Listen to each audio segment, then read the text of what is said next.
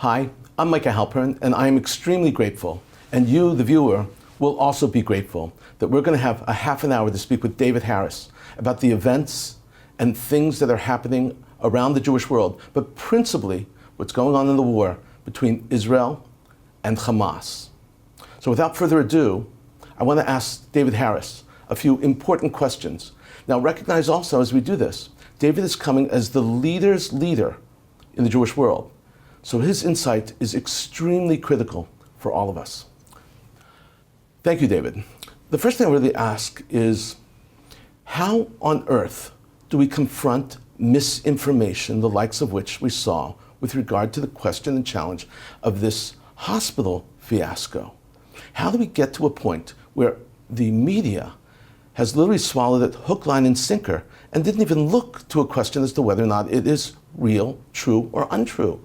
Once we figure that out, how do we solve that problem?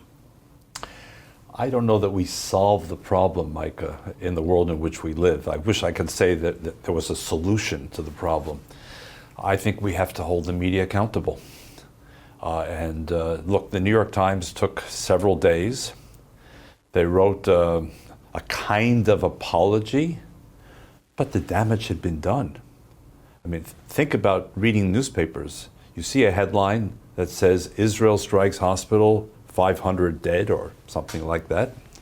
And then a few days later, who reads the apology buried inside the paper in small print? So the damage was done. It was a blood libel. Let's call it what it was. It was a blood libel. It was a rush to judgment, I suspect by some people who wanted that to be the news. They wanted to believe that Israel would strike a hospital, kill lots of people, and by the way, once that was done, it would offset whatever sympathy Israel might have had from October the 7th. After all, if you go and attack a hospital and kill 500 people, including children, you're not much better, are you, than the attacker? So, hold them accountable, get the news out as quickly as you can for yourselves, be as credible as you can, but can I say there's a solution in the world of social media? I don't think there's a solution, Micah. No, you're raising a very important question. You're suggesting that there is actually motivation behind this, not simply ineptitude, not simply a rush to judgment, but really motivation. Now, the numbers are interesting. Millions of people clicked onto the New York Times article about Israel supposedly doing this, wrongly so. But only about 110,000 clicked on the correction. Millions to 110,000. But if you're suggesting that there's motivation, that means that there's Jew hatred on the level of decision making. The ripple effect of that idea has had not just impact in Arab and Muslim communities around the world, but in Jewish communities around the world. Absolutely. Look, I can't prove to you sitting here now that there was malicious intent. On the other hand, what can explain otherwise responsible news outlets? I mean, we're talking about the New York Times, the BBC. I mean, these are marquee names. What can explain their rush to go to print and their willingness to accept as the source for the lead story the Gaza Ministry of Health? The Gaza Ministry of Health is Hamas run, Hamas ruled.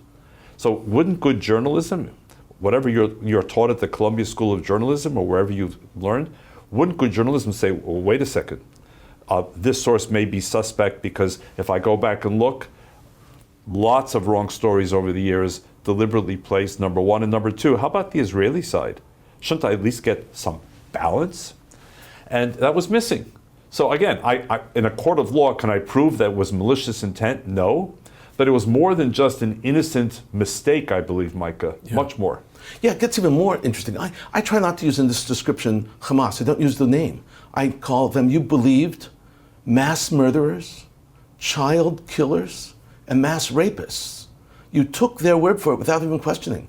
And I would add to that the weirdest part is that even after the untruth was found out, they didn't even run a story about why they were fed the untruth. Right. Intellectual honesty would demand that, wouldn't you think? Well, how about a member of Congress? How about an elected official who, as we speak, is still going around saying that she does not believe not the Israeli government, put that aside, does not believe the President of the United States or the other leaders of this country, and by the way, other Western countries that have independently confirmed, and even some news outlets like AP have now confirmed the Israeli version of the story, and she's still running around shouting, in effect, blood libel, number one. Yeah. And number two, Micah, something you said a moment ago, I actually take the opposite approach of what you said. I mention Hamas in every breath. And the reason I do so is because if you notice, all of the pro-Hamas supporters on American campuses, in the streets, whether London, New York, Minneapolis, you name it, they don't mention Hamas. Because they know that by mentioning Hamas, they're undermining their own case. Because after all, Hamas is a listed terrorist organization by the US government. Forget me, forget you, forget JBS. They're listed by the European Union. So they want to reframe this as the Palestinian people versus Israel. No, it's not the Palestinian people versus Israel. It's Israel versus a genocidal, terrorist-listed organization named Hamas. And I would shout it in every breath. I get that. I want to dig into something when you're speaking about American politicians. This is really your bailiwick. You spent decades dealing with American politicians. For better and for worse. American politicians. And so we just don't have one. We have, we'll just call them the squad for whatever purpose, some to a greater or lesser extent. How on earth do we hold them accountable for lies? It's not illegal to lie. It's not against the law. It might be unethical. It might be immoral. But it's not illegal. How do we hold them accountable for the mistakes or for the damage that's being done? Remember, there's a ripple effect. People, property, yes, are going to be hurt, physically hurt. Yes. How do we hold them accountable? I think the most obvious answer is actually, it's not just you and I, it's their voters. These are people who are not parachuted into Washington of their own volition. They were elected, Micah. They were elected by voters. And I would like to believe there are enough sane voters in these districts who did not choose their officials to go to Washington to lie about a Hamas-launched war on Israel or an attempted genocide. My guess is that most of the voters elected their representatives because they want better housing, they want more job opportunities, they want safer schools, they want parks. It's up to the voters. And I think the voters in these districts need to know who's representing them and what they're saying, number one. And number two, I think it poses a dilemma for their political party. Look, traditionally, the political parties, in this case, you're talking about the Democratic Party, but I'm a nonpartisan, we could be talking about either party. They have the incumbent rule, meaning the leadership of the party will support the incumbent running for re-election. So even if the incumbent is being challenged in a primary, not by the other party, the leadership will normally support the incumbent.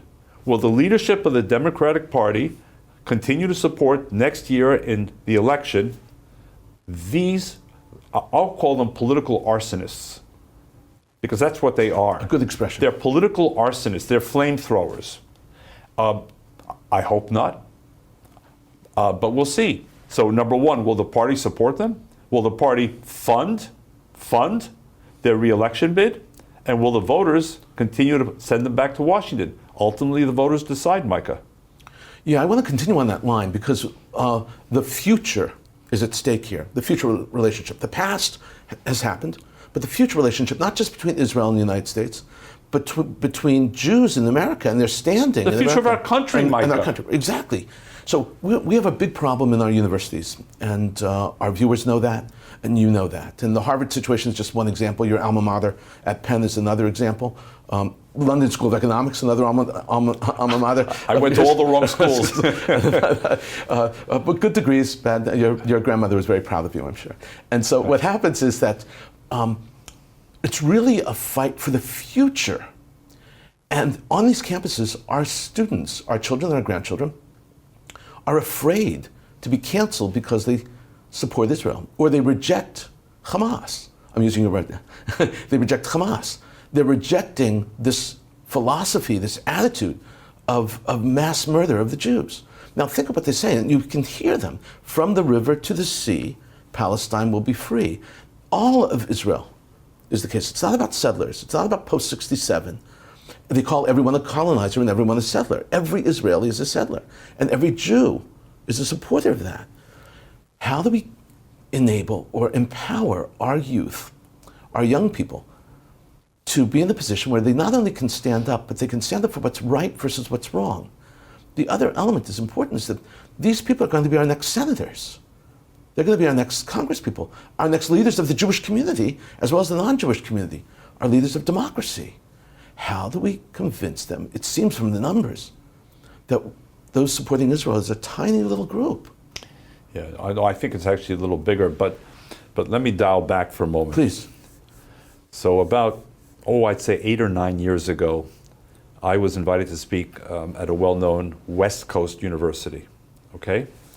And some of the pro-Israel students asked to meet with me after the speech. And they said to me, Mr. Harris, I told them that was my father, I'm David. Mr. Harris, we have a problem. Have you heard about the term intersectionality, they said. Now this was not now, this was 8 or 10 years ago. Mm-hmm. Still a relatively new term for many people, intersectionality. These were all these allegedly aggrieved groups on campus getting together, circling the wagons, supporting one another unconditionally, uncritically.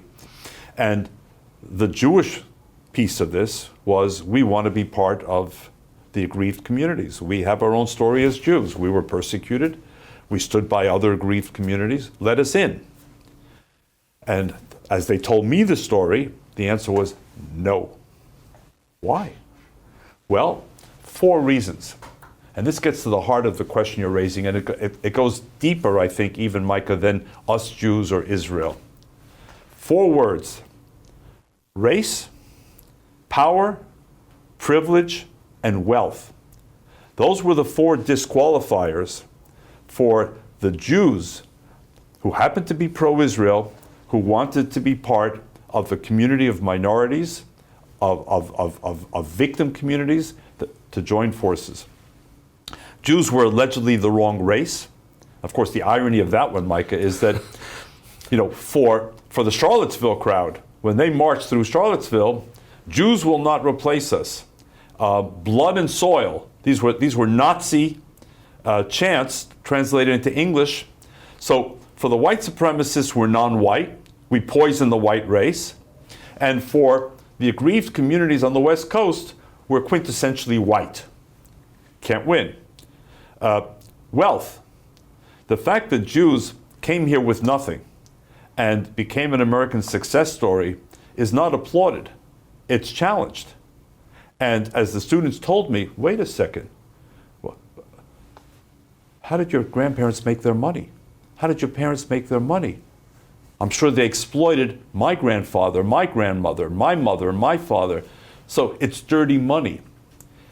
So everything that we associated with the American story, you move up the ladder, you work hard, you achieve something, others want to aspire to what you've achieved, follow in your footsteps, out the window, Micah. There's a whole new philosophy out there, and it's captured many of the universities. And some will call it neo-Marxist, post-capitalist, anti-capitalist, some will even call it anti-American. And within that, Jews and Israel fall on the wrong side of all of the qualifiers. Israel is seen as an extension of America. Israel is seen as a capitalist nation. Israel is seen as a white nation. I mean, you can laugh about that one. Israel is seen as a privileged nation. Israel is seen as a powerful nation. So they misread the whole story. And then I humanize it when trying to speak to that crowd. So my grandchildren, just to personalize it for a moment, are 1/4 Afghanistan, 1/4 Uzbekistan, 1/4 Libya, and 1/4 me, white European Ashkenazi. They're white. They're quintessentially white. My wife is from Libya. My wife is as much a person of color as Linda Sarsour or Rashida Tlaib. No different. My wife's family lived in Libya for centuries. Let me add, provocatively, my wife's family lived in Libya long before the Arab Conquest. invasion, conquest, and occupation. Can anyone out there in the JBS audience tell me why are Arabs from the Arabian Peninsula, 1,000 or more miles away, why are they living and dominating today the North African countries? They're not the indigenous people. So all of this insanity about identity and alleged identity and power relationships are all taking many universities in the wrong direction. And what I fear, Micah, is that university administrations in too many cases are not setting the standard at universities. They've relinquished it. They've relinquished it to the mob. They're intimidated. They're afraid of the mob. The mob of some students, not all, obviously, some faculty. They're afraid. And they're more afraid today of them than they are of their own standards, their own values, their own prominent alumni, their own major supporters who are beginning to walk away. As you see, they're walking away from Harvard, they're walking away from Penn, they're walking away from other major institutions. Not easy, Micah. But they're basically saying, you've gone off the rails. Put the train back on the tracks, and we'll revisit. But until then, this is becoming a loony bin, an intellectual loony bin. Yeah, it's a very, you've laid it out very clearly. And there's one other element in intersectionalism which is important for the viewers to watching to see and understand. It is that all those who are oppressed have a common oppressor. Right. And so all those four things that you said, and that means that because Israel is oppressing the Palestinians in their eyes, that means anyone who supports Israel, meaning the Jewish community, cannot be a part of the oppressed, despite their past. They are now a part of the oppressors, which is a very powerful thing. I want to move on this because I think it's important because it's a perfect parallel, is that how do we convince our leadership in universities, leadership in our communities, leadership in Washington to take up arms against this in a serious way? This is an educational process. It's educational from the point of view of morality, that which is right versus that which is wrong. How do we change that? I think that up until now, our children had a good basis in morality. Over the last 10 years, you said in your description of the Californian example, 8 to 10 years ago, things changed dramatically on campus. How can someone who we understand that which is right versus that which is wrong suddenly embrace that which is wrong and think that it's correct? Well, one of the ironies here is that the enablers, if ever any of these university campuses, for argument's sake, were governed by Hamas, guess who the first targets of that Hamas rule would be on, pick your campus, Columbia, Harvard, Berkeley. The enablers, right. They're not going to be the very few people who watch Tucker Carlson or Sean Hannity. No.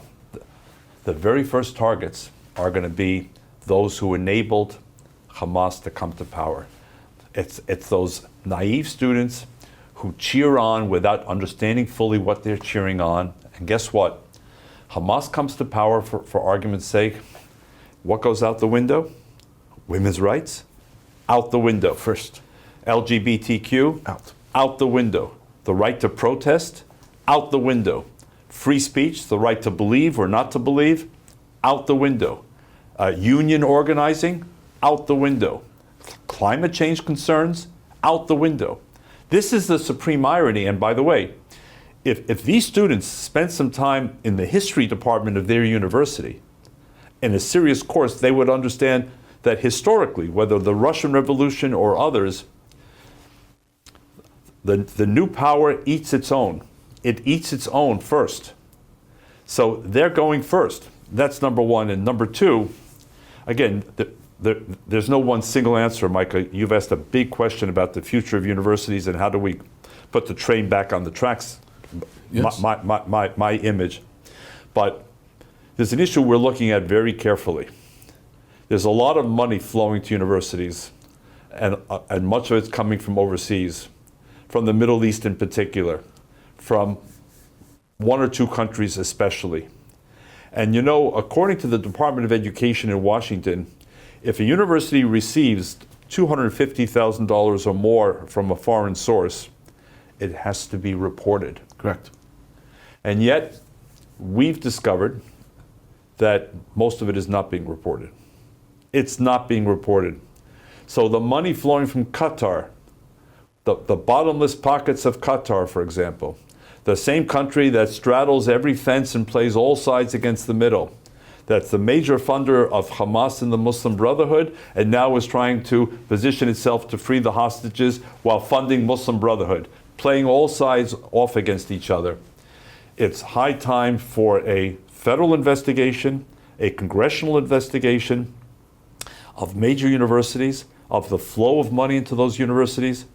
In the case of the Middle East in particular, we also have a big issue with China. That's beyond our discussion here. But what is that money being given for? Is it simply benevolent money because we care so much about American higher education? Or like most money, is it there for a purpose? Because they seek influence. Qatar has sought influence in Brussels. They got caught with their hands in the European Union political machinery. They got their hands slapped. Some people have been prosecuted for that. They are seeking influence in the United States, and not just in Washington, but at universities. There's a lot to be done here, a lot. At Students for Justice in Palestine, these radical groups on campus, how transparent are they? Where does their money come from? Do they violate any student codes of conduct by supporting genocide? Remember, this is no longer a political dispute. You want to say, I support a two-state solution? Fine, fine. You want to discuss it peacefully? Fine. I may agree with you, I may not. But when you're supporting, implicitly if not explicitly, as you said, genocide, the murder of babies, we're at such an absurd stage, Micah, that there's a debate on social media whether the babies were only murdered or beheaded as well. First. I mean, if they were beheaded first, versus, can you imagine? Gang rape. Gang rape. Kidnapping of the elderly, including Holocaust survivors. This is what these groups are supporting. I have to believe it's certainly in violation of moral codes. Is it in violation of university codes of conduct? Is it in violation of local hate crimes laws? We have to be much more assertive and aggressive. And not just for the sake of the Jews, but for the sake of the future of our country. Yeah, there's no question. The genocide conferences have also made it very clear. There's international laws that but there are also moral laws, and yes. That make very clear that support for terrorism, support for murder, does not just mean giving money. It also means articulating that support, which is a very, very important Correct. element. So that's powerful. I want to, in the few minutes that we have left, move a little bit to the question of Gaza and Hamas. And I want to know what you think is going to happen the day after. What's going to happen after Israel succeeds in eliminating Hamas? What's going to happen in Gaza, and who's going to do that? What do you think is going to happen there? I wish I could tell you. I can only speculate like anyone at this point in time can, because the war is ongoing. No one yet knows exactly when it will end, how it will end. Israel says it needs to destroy Hamas. What does destruction really mean? What does it look like? But look, there will be a day after. You're absolutely right. I mean, whenever it is, there'll be a day after. I think several things are going to have to happen. The Arab world, at least the Abraham Accords countries, the American allies in the region, are going to have to come in and take much more responsibility for what happens next in Gaza. It can't just be that it returns back to radical parties. Egypt, which I have to tell the world, Egypt has a border with Gaza. The next time one hears about blockade of Gaza, remember, there are two borders. Israel controls its border. It's at war with Hamas. Egypt has its own border. Israel does not control that border. But Egypt and Jordan and Morocco and yes, Saudi Arabia and the UAE and Bahrain, they have to get involved, much more involved. And look, this is about Gaza. It's about much more. You see, if you will, two axes. One axis is controlled by Iran, Micah, and Iran has to be mentioned in every one of these discussions centrally. It's Iran funding and arming Hamas, Iran arming and funding Hezbollah, Iran arming and funding the Houthis in Yemen who tried to fire several missiles, Iran essentially dominating Iraq today, neighboring Iraq, almost lost. Thank God for the Kurdish region, but otherwise almost lost. And that axis, Micah, is not just a threat to Israel, though it is. It's a threat to moderate Arab countries. It's a threat to any prospect for peace in the region. It's a threat to every American and Western interest in the region. So there has to be a kind of reckoning.